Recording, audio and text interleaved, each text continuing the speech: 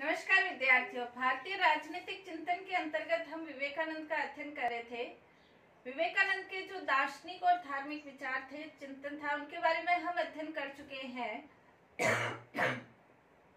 आज हम विवेकानंद के राजनीतिक चिंतन के बारे में अध्ययन करेंगे।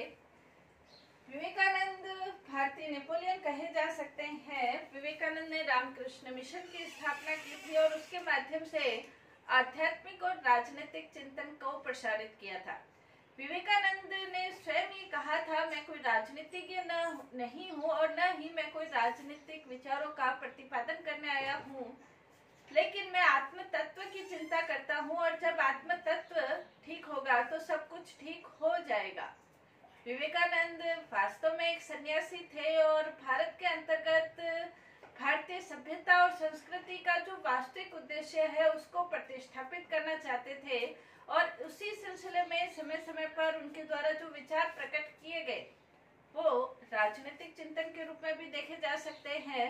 और विवेकानंद ने जो अपने भारत के गौरव, प्रतिष्ठा और सम्मान की जो पराकाष्ठा के विचार प्रकट किए, उन्हीं के द्वारा एक क्रांतिकारी जैसे अरविंद घोष के ऊपर उनका प्रभाव पड़ा था और इसके अलावा अन्य क्रांतिकारियों के ऊपर भी उनका प्रभाव पड़ा था। और उसी के कारण विवेकानंद की मृत्यु के थोड़े ही समय के बाद बंगाल के अंतर्गत एक विद्रोह भी शुरू हुआ था।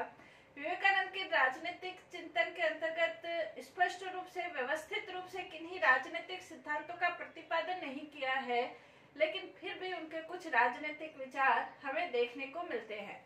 इसके अंतर्गत पहला हम कह सकते हैं राष्ट्रवाद का धार्मिक सिद्धांत। विवेकानंद ये कहते हैं कि प्रत्येक राष्ट्र का अपना एक तत्व होता है। जैसे संगीत का प्रमुख तत्व स्वर होता है, उसी आधार पर प्रत्येक राष्ट्र का भी अपना एक तत्व होता है जिसके आधार पर राष्ट्र फलीभूत होता है। भारत के अंतर्गत यदि हम देखें तो भारत के राष्ट्र का मूल तत्व धर्म है और धर्म ही वो सृजनात्मक शक्ति है जिसने भारत को विश्व विजय दिलाई थी, भारत को सोने की चिड़िया बनाया था और भारत के विपत्तियों के समय साथ दिया था। तो भारत का जो धर्म है वो भारत का मूल तत्व है और यदि हम अतीत को भुलाकर विकास करना चाहे तो वो विकास संभव नहीं है। इसीलिए विवेकानंद ने ये कहा कि भारत राष्ट्र की भावी महानता का निर्माण उसके अतीत की महत्ता की नींव पर ही किया जा सकता है। विवेकानंद ये नहीं चाहते थे कि हम अपने प्राचीन परंपराओं और मूल्यों को भूलकर विदेशी जो सभ्यता और संस्कृति है उसका हम अनुसरण करें और ये सोचे कि इसमें विकास समाया हुआ है। विवेकानंद ने ये कहा कि हमें अपने भारत का विकास करना है तो हमें अपनी भूमि पर अपने ही पैरों पर खड़े होकर भारत का विकास करना है। विवेकानंद ने ये कहा कि हमें अपने भारत के प्रति एक गौरव की भावना को निर्धारण करना है और प्रत्येक भारतीय को भाई समझना है। विवेकानंद ने ये कहा कि भारत की भूमि के प्रति ऐसे विचार होने चाहिए कि भारत की भूमि मेरा परम स्वर्ग है, भारत का कल्याण मेरा कल्याण है, प्रत्येक भारतीय मेरे भाई बहन हैं। और विवेकानंद ने ये कहा कि लंगोट पहनकर तैयार हो जाओ और ये सोचो कि भारत ही मेरा स्वर्ग है। भारत के जो ध्यान है वो मेरा बाल्यकाल है और वाराणसी है वो वृद्धावस्था है। यानी कि भारत के प्रति, भारत भूमि के प्रति एक गौरव की भावना अपने मन और मस्तिष्क में समाहित हो जाती है। तो जब भारत के प्रति इतनी गर्व की भावना, यानी कि भारत की भूमि है वो स्वर्ग का आनंद देने वाली भूमि है, इस प्रकार की गर्व की भावना और प्रत्येक भारतीय मेरा भाई है, भारत का कल्याण मेरा कल्याण है, और जब इस तरह की भावना व्यक्ति के अंदर विद्यमान हो जाती है तो वो भारत के लिए सब कुछ करने के लिए तैयार हो जाता है। तो राष्ट्रवाद का धार्मिक सिद्धांत विवेकानंद ने प्रस्तुत किया। विवेकानंद ने कहा, बंकिम चंद्र पढ़ो और देशभक्ति की भावना को अपने मन और मस्तिष्क में धारण कर लो, देशभक्ति को धारण कर लो, देश के लिए सब कुछ करने के लिए तैयार हो। तो राष्ट्रवाद का धार्मिक सिद्धांत उनके चिंतन का आधार है। नेक्स्ट, इसके अंतर्गत स्वतंत्रता संबंधी धारणा। विवेकानंद की स्वतंत्रता संबंधी धारणा के अंतर्गत विवेकानंद ये कहते हैं, जीवन में सुख और समृद्धि की एकमात्र शर्त है चिंतन और कर्म की स्वतंत्रता। जिस राष्ट्र में चिंतन और कर्म की स्वतंत्रता नहीं है, वहां पर वो राष्ट्र समृद्धि नहीं कर सकता। साथ ही उन्होंने ये कहा कि व्यक्ति के व्यक्तित्व विकास के लिए आवश्यक है कि उसे शारीरिक, मानसिक, बौद्धिक स्वतंत्रता प्रदान की जाए। विवेकानंद ने यह भी कहा कि प्रत्येक व्यक्ति को अपने शरीर, अपनी बुद्धि, अपने मस्तिष्क के ऊपर अधिकार होना चाहिए। साथ ही उन्होंने ये कहा कि प्रत्येक व्यक्ति ज्ञान प्राप्त करे, शिक्षा प्राप्त करे और धन प्राप्त करने के समान अवसर इसके अंतर्गत होने चाहिए। विवेकानंद ने ये कहा कि उपनिषद भी स्वतंत्रता की शिक्षा देते हैं। शारीरिक, मानसिक, बौद्धिक और आध्यात्मिक स्वतंत्रता की शिक्षा उपनिषदों के अंतर्गत यानी कि भारतीय चिंतन के अंतर्गत यत्र तत्र बिखरी हुई हमें मिल जाती है। विवेकानंद ने ये कहा कि यदि व्यक्ति की सोच, व्यक्ति का चिंतन, व्यक्ति की आध्यात्मिक स्वतंत्रता अगर व्यक्ति को प्राप्त नहीं है, तो अन्य प्रकार की बाहरी स्वतंत्रताओं का कोई भी मूल्य नहीं है। विवेकानंद ये कहते हैं कि व्यक्ति जैसा सोचता है वैसा बन जाता है। विवेकानंद ने ये कहा कि व्यक्ति की सोच, उसके विचार स्वतंत्र होने चाहिए। व्यक्ति की विचारों के ऊपर, उसके चिंतन के ऊपर अन्य किसी भी प्रकार का प्रभाव या गुलामी नहीं होनी चाहिए। व्यक्ति जो चाहे, यदि वो अपने चिंतन की स्वतंत्रता रखता है तो आध्यात्मिक रूप से स्वतंत्र है, तो व्यक्ति जो चाहे बन सकता है। स्वतंत्रता के संबंध में विवेकानंद ने ये कहा, जीवन की सुख और समृद्धि की एकमात्र शर्त चिंतन है और कार्य की स्वतंत्रता है। जो राष्ट्र चिंतन और कार्य की स्वतंत्रता प्रदान नहीं करता है, वो राष्ट्र पतन में चला जाता है। नेक्स्ट, इसके अंतर्गत विवेकानंद ने शक्ति और निर्भयता का संदेश दिया। विवेकानंद ने ये कहा कि प्रत्येक व्यक्ति के अंदर शक्ति विद्यमान है। विवेकानंद ने भारतीय ग्रंथों, उपनिषदों का उदाहरण देते हुए कहा कि प्रत्येक व्यक्ति आत्मा है। प्रत्येक व्यक्ति के अंतर्गत आत्मिक तत्व है और आत्मिक तत्व सिंह के समान है। जैसे सिंह शक्तिशाली होता है, वैसे प्रत्येक व्यक्ति के अंदर सिंह के समान शक्ति विद्यमान है। लेकिन जब व्यक्ति अपने सोच और विचारों से यह सोच लेता है कि मैं उस अन्याय का मुकाबला नहीं कर सकता, प्रतिरोध नहीं कर सकता, तो उसके अंदर दुर्बलता विद्यमान हो जाती है। विवेकानंद ने ये कहा कि प्रत्येक व्यक्ति शक्ति के समान शक्ति ग्रहण करके अन्याय, अत्याचार का मुकाबला कर सकता है। विवेकानंद ने कहा कि अगर दुनिया में कोई पाप है, उन्होंने युवकों को ललकारते हुए कहा था कि यदि दुनिया के अंदर कहीं पाप है तो वो दुर्बलता है। दुर्बलता को दूर करो। दुर्बलता पाप है, दुर्बलता मृत्यु है। दुर्बलता यानी कि दुर्बल व्यक्ति या जो कुछ अन्याय का मुकाबला करने के लिए कायर है, तो उसका विवेकानंद को बहुत ज्यादा दुख होता था यदि कोई व्यक्ति कायरता पूर्वक बात करता था। विवेकानंद कायरता को बहुत घृणा की दृष्टि से देखते थे। विवेकानंद ने ये कहा कि अभी हमारे देश में जिन वस्तुओं की आवश्यकता है वो है लोहे के पुट्ठे, फौलाद की नाड़ियां और ऐसी मनन शक्ति, मनहर शक्ति जिसे कि रोका नहीं जा सके, ऐसी शक्ति जो कि बड़े से बड़े अत्याचार, अन्याय का मुकाबला करने के लिए तैयार हो, ऐसी मनन शक्ति की आवश्यकता है। विवेकानंद ये चाहते थे कि भारत का युवा, प्रत्येक युवा शक्ति से, निर्भयता से भर जाए, क्योंकि उस समय भारत ब्रिटिश शासन का गुलाम था और ब्रिटिश शासन का गुलाम राजनीतिक रूप से तो था ही था, मानसिक रूप से भी था। विवेकानंद ये चाहते थे कि मानसिक शक्ति को धारण करके भारत का युवा शक्ति धारण करके ब्रिटिश सरकार से लोहा ले और उसके लिए वो किसी भी प्रकार का नुकसान हो उसकी चिंता नहीं करे, बल्कि निर्भय होकर ब्रिटिश शासन का मुकाबला करने के लिए तैयार हो जाए। तो विवेकानंद ये चाहते थे कि प्रत्येक व्यक्ति अन्याय और अत्याचार का मुकाबला करने की शक्ति उस व्यक्ति के अंदर विद्यमान है, बस उस शक्ति को जगाने की आवश्यकता है। तो विवेकानंद शक्ति और निर्भयता का युवकों को संदेश दिया। नेक्स्ट, इसके अंतर्गत व्यक्ति की गरिमा। विवेकानंद व्यक्ति की गरिमा, व्यक्ति के गौरव में विश्वास करते थे।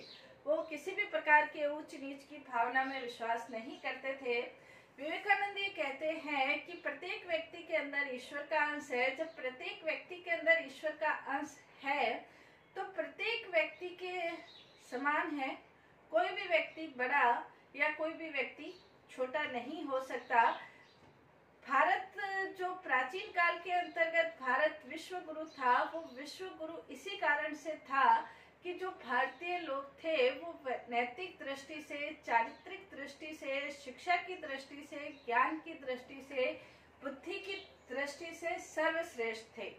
और उन्हीं सर्वश्रेष्ठता के कारण ही उन्होंने दुनिया में विजय प्राप्त की थी। विवेकानंद कहते हैं कि आज हमें वापस से पुनः विश्व विजय करनी है और ये विश्व विजय वापस हमें उन्हीं धार्मिक सिद्धांतों के आधार पर करनी है।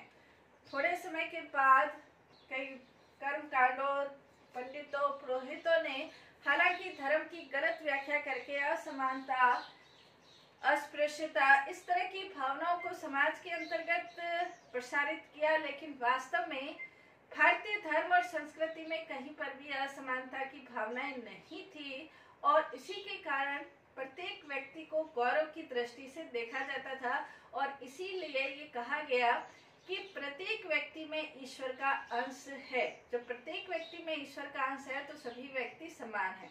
ये नहीं कहा गया कि शूद्रों में ईश्वर का अंश नहीं है या ब्राह्मणों में ही है। इस तरह की भावनाएं भारतीय संस्कृति में नहीं थी। भारतीय लोग नैतिक दृष्टि से, चारित्रिक दृष्टि से, ज्ञान की दृष्टि से, बौद्धिक दृष्टि से, आध्यात्मिक दृष्टि से उच्च थे और इसी उच्चता के कारण प्रत्येक व्यक्ति दूसरे व्यक्ति को सम्मान की भावना से, गौरव की भावना से देखता था। वो उसे हीन दृष्टि से या गिरी हुई दृष्टि से, पतित दृष्टि से, नीची दृष्टि से नहीं देखता था। तो उसी सम्मान की भावना, गौरव की भावना को वापस से उजागर करने की वर्तमान समय आवश्यकता है, क्योंकि समाज के अंतर्गत ऊंच नीच की भावना, मेरे तेरे, बड़े छोटे की भावना समाज के अंतर्गत बहुत फैल चुकी है। विवेकानंद ने कहा कि समाज का विकास तभी हो सकता है जब हम समाज के सभी वर्गों को साथ में लेकर चले, क्योंकि समाज कोई अलग से इकाई नहीं है, बल्कि समाज व्यक्तियों से ही मिलकर बना है और जब समाज व्यक्तियों से मिलकर बना है तो समाज का विकास भी तभी संभव है जब समाज के अंतर्गत रहने वाले सभी व्यक्तियों का विकास संभव हो, तभी समाज का विकास संभव है। विवेकानंद ने ये कहा कि प्रत्येक व्यक्ति अपने अहम का तादात्म्य विश्व या राष्ट्र के साथ कर दे और मेरे तेरे की भावना खत्म कर दे। विवेकानंद ने ये कहा कि प्रत्येक व्यक्ति ये समझे कि मैं ही परमेश्वर हूँ। विवेकानंद व्यक्ति को गौरव को प्रतिष्ठापित करते हुए कहा कि प्रत्येक व्यक्ति अपने आप को परमेश्वर समझे और परमेश्वर के अंतर्गत वो ये कहते हैं कि जो बुद्ध है और महावीर है वो तो मेरे संकल्प की एक शक्तियां मात्र है, एक धारा के स्रोत मात्र है, मैं ही परमेश्वर हूँ। इस प्रकार प्रत्येक व्यक्ति अपने आप को गौरव और सम्मानित भावना से समझे। कोई भी व्यक्ति अपने आप को हे नहीं समझे, न दूसरे व्यक्ति उसको हे समझे, न व्यक्ति अपने आप को हे समझे, तो समाज के अंतर्गत सम्मान और गौरव की भावना प्रतिष्ठापित होगी, जिससे पूरे समाज का विकास संभव है। नेक्स्ट, उन्होंने अधिकारों की अपेक्षा कर्तव्यों के ऊपर बल दिया। विवेकानंद ये कहते हैं कि जब प्रत्येक व्यक्ति अपने कर्तव्यों का प्रतिपादन करता है तो अधिकार तो उसे स्वतः ही प्राप्त हो जाते हैं। तो विवेकानंद ये चाहते थे कि व्यक्ति अपने कर्तव्यों का प्रतिपादन करे। विवेकानंद ने सिर्फ इस बात का उपदेश ही नहीं दिया, बल्कि विवेकानंद स्वयं सन्यासी रूप में लोगों को जगह जगह जाकर इस संबंध में प्रवचन देते थे और वास्तविक रूप में जो कहते थे वो करके दिखाते थे। विवेकानंद ने अधिकार की अपेक्षा कर्तव्यों के ऊपर बल दिया। नेक्स्ट, इनकी विचार समाजवादी विचारधारा। सोवियत संघ की क्रांति से पूर्व, कई वर्षों पूर्व विवेकानंद ने समाजवादी विचार प्रस्तुत कर दिए थे। विवेकानंद ने ये कहा कि मैं समाजवादी इसलिए नहीं हूँ कि ये एक पूर्ण व्यवस्था है, बल्कि मैं समाजवादी इसलिए हूँ कि कुछ न होने से आधी रोटी होना अच्छा है। बीपी वर्मा के अनुसार विवेकानंद दो अर्थों में समाजवादी है। एक तो उन्होंने सामाजिक समानता की स्थापना के प्रयास किए थे, क्योंकि उस समय जो समाज था वो जो निर्धन वर्ग या शूद्र वर्ग कह सकते हैं कि उनको अलग रखने कोशिश की गई धार्मिक दृष्टि से भी और राजनीतिक दृष्टि से भी। विवेकानंद ने इसका विरोध करते हुए कहा कि समाज के अंदर इस प्रकार की कोई स्थिति नहीं होनी चाहिए। भारतीय संस्कृति, उपनिषदों में, वेदों में सभी को समान माना गया है, तो सामाजिक समानता की स्थापना होनी चाहिए। दूसरा, उसके अंतर्गत ये कहा कि यदि प्रकृति के द्वारा भी असमानता स्थापित की गई है, प्रकृति भी यदि असमानता स्थापित की गई है, तो भी जो निम्न वर्ग है उनको अधिक मौका दिया जाना चाहिए। उन्होंने ये कहा, शिक्षा की आवश्यकता ब्राह्मणों की अपेक्षा चंडालों को ज्यादा है। अगर ब्राह्मणों के लिए एक शिक्षक की आवश्यकता है तो चंडाल के लिए 10 शिक्षक की आवश्यकता है, क्योंकि उन्होंने सदियों से इस प्रकार की शिक्षा को ग्रहण नहीं किया है। तो विशेष सुविधाएं देकर उन्हें समाज की मुख्य धारा से जोड़ा जाना चाहिए। साथ ही उन्होंने ये कहा कि समाजवादी स्थापित करने के लिए आवश्यकता है कि हमें राष्ट्र का जो महत्व है, राष्ट्र को महलों का आवश्यकता नहीं, बल्कि गरीब की जो झोपड़ियां हैं उसमें भी हमें सुधार करना होगा। विवेकानंद ने ये कहा कि जब तक भारत के अंतर्गत निर्धनता है तब तक भारत का वास्तविक विकास संभव नहीं है। उन्होंने ये कहा कि निर्धन है, बेरोजगार है, अशिक्षित है, उन सबके कल्याण में प्रयास करना ही वास्तविक रूप से कल्याण हो सकता है। तो इस दृष्टि से हम कह सकते हैं कि विवेकानंद के कुछ विचार, समाजवादी विचार भी प्रस्तुत होते हैं, दिखते हैं, लेकिन फिर भी विवेकानंद को मार्क्सवाद की दृष्टि से समाजवादी नहीं कह सकते, क्योंकि मार्क्सवाद समाज में समानता क्रांति के माध्यम से स्थापित करना चाहते थे, जबकि विवेकानंद समाजवाद आध्यात्मिक चिंतन के माध्यम से समाजवाद या समानता स्थापित करना चाहते थे। नेक्स्ट, इसके अंतर्गत आदर्श राज्य की धारणा। विवेकानंद ये चाहते थे कि आदर्श राज्य की स्थापना होनी चाहिए। आदर्श राज्य की स्थापना के अंतर्गत उन्होंने ये कहा कि 4 वर्ण है, ब्राह्मण, क्षत्रिय, वैश्य और शूद्र, और 4 वर्णों का समय समय पर अपना राज्य स्थापित रहा है। ब्राह्मणों ने ज्ञान के आधार पर राज्य स्थापित किया, लेकिन असमानता थी। क्षत्रियों ने सभ्यता के प्रचार प्रसार बहुत था, लेकिन वहां पर अत्याचार भी बहुत थे। वैश्य के अंतर्गत व्यापार वाणिज्य की उन्नति हुई, लेकिन उनके खून चूसने की प्रवृत्ति थी। शूद्रों में समानता तो थी, लेकिन वहां पर सभ्यता का विकास निम्न कोटि का था। लेकिन जब हमें यदि आदर्श राज्य की स्थापना करनी है तो इन चारों गुणों को हमें ग्रहण करना होगा, जैसे ब्राह्मण का ज्ञान, क्षत्रिय काल की सभ्यता, वैश्य काल का प्रचार और शूद्र काल की समानता, ये सभी स्थापित करके आदर्श राज्य की स्थापना की जा सकती है। साथ ही विवेकानंद ने ये कहा, निर्धनता, अशिक्षा और अज्ञानता एक कलंक के समान है, और जब तक भारत के अंतर्गत निर्धनता, अशिक्षा, अज्ञानता रहती है, प्रत्येक व्यक्ति देशद्रोही है, क्योंकि निर्धनता, अशिक्षा, अज्ञानता भारत के लिए कलंक के समान है, उसे हमें दूर करना है। नेक्स्ट, विवेकानंद का जो राष्ट्रवाद, अंतर्राष्ट्रवाद और विश्व बंधुत्व के ऊपर भी उन्होंने विचार प्रकट किए। एक बार उन्होंने ये कहा था कि मेरे लिए भारत क्या, अमेरिका क्या और इंग्लैंड क्या, हम तो मानव तत्व के कल्याण की बात करते हैं और प्रत्येक राज्य के अंतर्गत बात करते थे। विवेकानंद ये कहते हैं कि हम तो ईश्वर के उपासना करते हैं, और ईश्वर की उपासना यानी कि ब्रह्म के उपासक है, तो हम अगर जड़ में पानी दे तो क्या पूरे वृक्ष को पानी नहीं मिल सकता?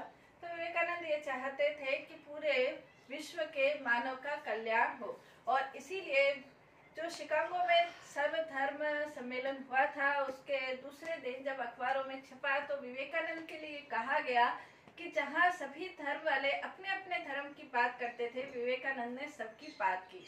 तो विवेकानंद का जो राष्ट्रवाद की बात करते थे, भारत के गर्व की बात करते थे, भारत के प्रति गर्व गौरव की भावना थी, लेकिन फिर भी वो अंतर्राष्ट्रवादी थे। ये विवेकानंद के राजनीतिक विचार थे। कुछ और विचारों का हम अध्ययन करेंगे। धन्यवाद।